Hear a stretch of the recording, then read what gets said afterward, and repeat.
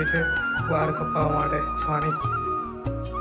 તો અમે દશરથથી નીકળી ગયા છે છાણી જવા માટે. મેં મારો ભાઈબંધ અમે બે નીકળી ગયા વાળ કપાવવા માટે.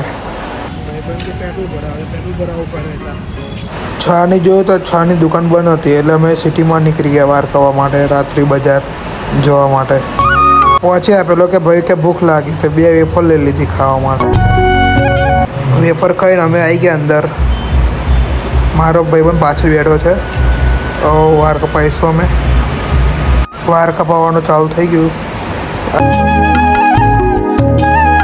બસ હવે વાળ કપાઈ ગયા છે. હવે તમને દેખાડીશું ફાઇનલ લુક કેવા લાગે છે વાળ.